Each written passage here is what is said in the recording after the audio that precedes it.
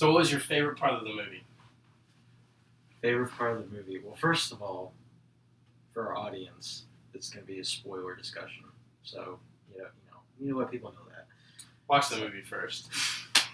There you go. So, that's your first question, right? Yeah. Okay, first favorite part of the movie. Yeah, your favorite part of the movie.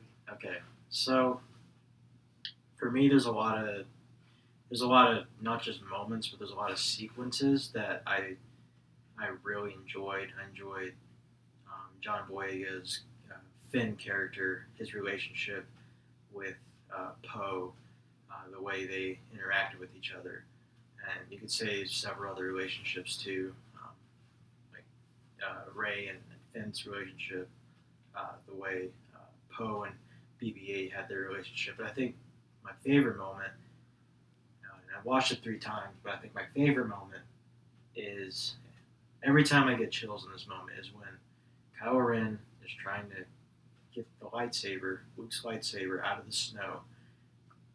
And then it looks like he's about to get it, but then all of a sudden, bam! Yeah. The lightsaber goes straight to Rey. Yeah. And the music, Luke's theme plays in the background, and I was not only pumped, because I was like, hell yeah, but just the nostalgia just came over me. Yeah, I remember that part. You know, I was, unfortunately, I was not too happy, but, whatever. But, yeah, I do. Why weren't you happy? Because I feel like, he's already using the Force way before she was. He should have gotten a lightsaber. But now the lightsaber can call out to people, so what do you know? I don't know. It was unfair. It was unfair. It was conveniently done so she could get the lightsaber. Okay. But movies have conveniences everywhere, so you can pick apart movies if you want to. But in that moment, it was a great moment. It really was a great moment. If you look at it by itself, take away your bias away from it. I mean, I guess. But yeah, for me, it was just way too convenient for the girl. But it was neat. Well, but that's what I'm trying to tell you, is that I believe we're going to find out that she has had training in the Force. She's had, obviously some training with Luke, I believe. And so I think it's going to end up being that way. I don't have a problem with the fact that the lightsaber is calling to her. I really don't have a problem with that if that's the case. Yeah. Although that might just be symbolic or whatever. Mm-hmm. But I don't. I think the Force is what's calling to her, not necessarily the lightsaber. Yeah. So. Yeah, it would have been better if it was said that way. But yeah, I do understand what you're saying. Yeah. And that's kind of what I thought too. So I didn't really have a problem with it. Yeah. But I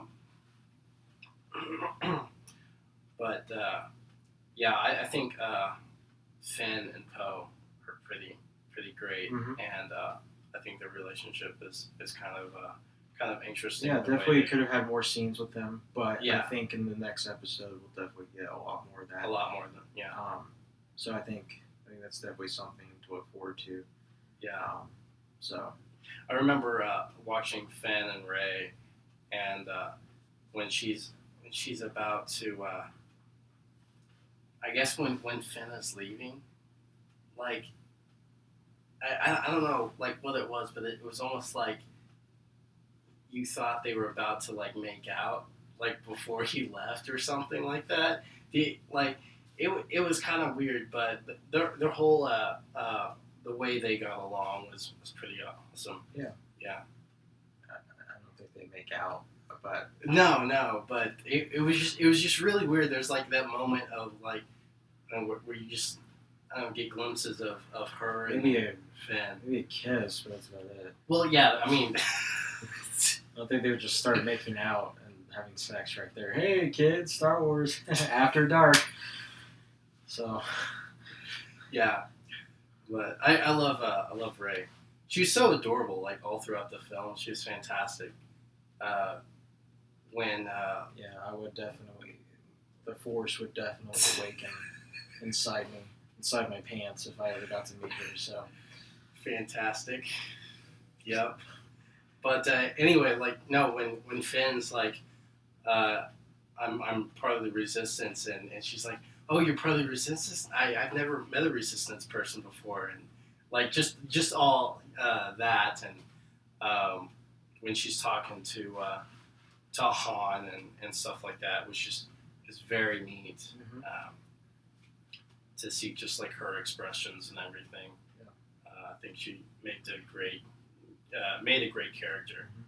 Mm-hmm. So what's her Daisy Ridley or something, you know. So, but she was pretty awesome. Just go ahead, just ignore it. Yeah, it's still going. So, Okay. But yeah. So I don't know about the chemistry on set, but I thought the whole relationship and just the way everybody got along was pretty awesome. Mm-hmm. So, anything that Anything to add? Like in this, are we still on the same topic of favorite part?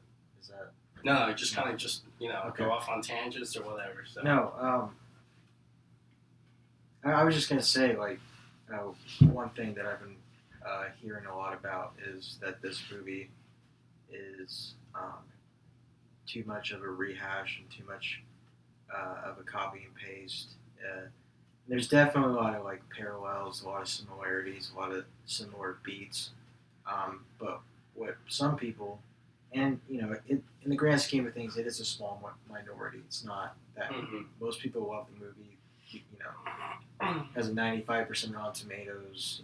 93% fans liked it on Rotten Tomatoes, and then you just go around and there's a lot of positivity about it. But yeah, that's definitely a negative thing that I've seen about it. And on two parts of the movie, I can definitely say, yeah, there was a little too much copy and paste. And that was the Star Killer base, and then probably the whole trying to get the whatever the putting the thing in the droid, and then the droid escapes, and then yeah. So I mean, definitely that, but for every one of those similarities and callbacks, I can name a difference and a little twist within those similarities that for me keep it separate and keep it standing on its own, right. To where and it doesn't bother me. And then I see those callbacks, those as as tributes, as kind of like honoring the old trilogy. Right. Yeah. And so for me, I can see that. For me, that I have no problem with that. Mm-hmm. And in fact, there's a lot of callbacks, not just to Episode 4, but also 5 and 6. And so I think that was the purpose of this film, was to do those callbacks. Mm-hmm.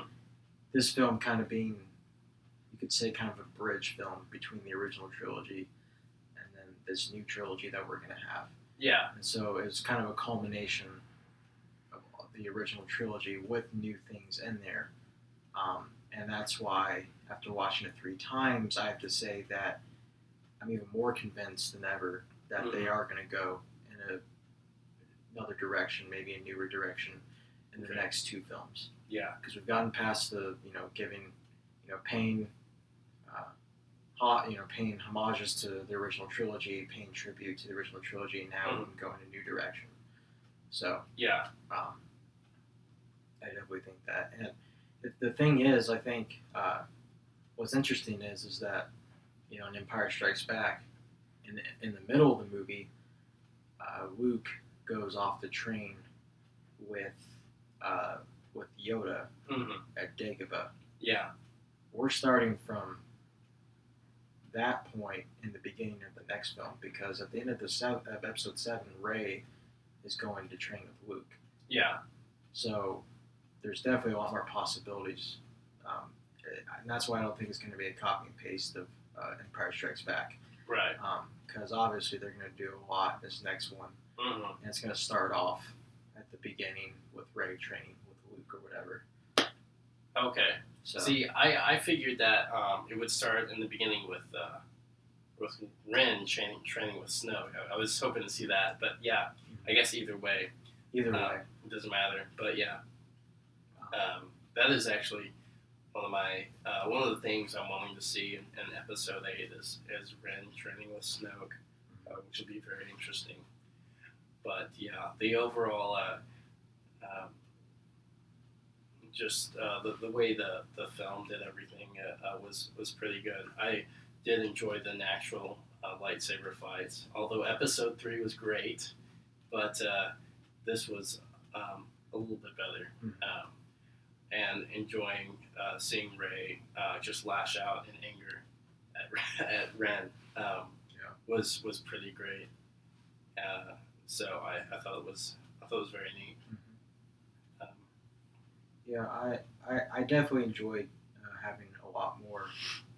I don't know. To me, this film felt really, really organic. It just felt down to earth in a way that, even though I find enjoyment in the prequels, I feel like the prequels never had that down to earthness, never had that organic. It had cool concepts. Yes. And cool like worlds and cool, very very cool, just ideas and concepts. But most of the prequels to me never felt like watching real people and or organic beings. It just kind of felt like watching a lot of robots doing cool things. Yes. But in this new movie, I really enjoyed the fact that all these characters felt just real. They just felt the way they talked, the way they interacted with each other. It just felt really organic and not lifeless. Yeah. And that's my one biggest complaint of the prequels, is that they felt a little cold. And then this one, that just felt, it was just fun.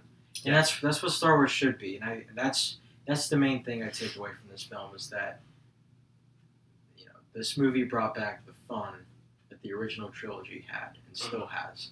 And it's done that, not just bringing that back for the generation that grew up with Star Wars, but it's bringing it back to a new generation of Star Wars fans. Yeah.